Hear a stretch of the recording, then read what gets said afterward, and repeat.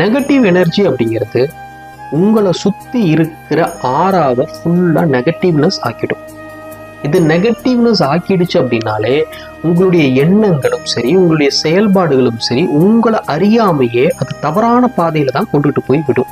தவறான எண்ணங்கள், தவறான செயல்பாடுகள், தவறான வார்த்தைகள்ல அது கொண்டுட்டு வந்து உங்களை நிக்க வச்சிடும். இது எல்லாமே பாவக்கர்மாக்களை அதிகப்படுத்த ஆரம்பிச்சிடும்.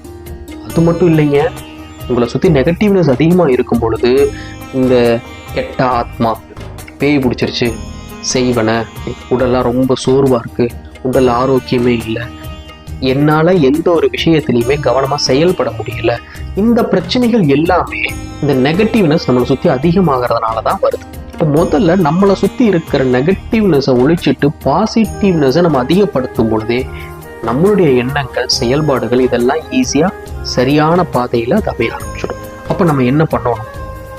நம்மளை சுத்தி நெகட்டிவ் இல்லாம பார்த்துக்கணும். சாதாரணமா நம்ம வாழ்ற வாழ்க்கையில நம்மளை சுத்தி நெகட்டிவ் இல்லாம இருந்துக்கிறதுக்கான வழிமுறைகள் தான் இந்த 10 வழிமுறைகள் நான் உங்களுக்கு சொல்ல போறேன்.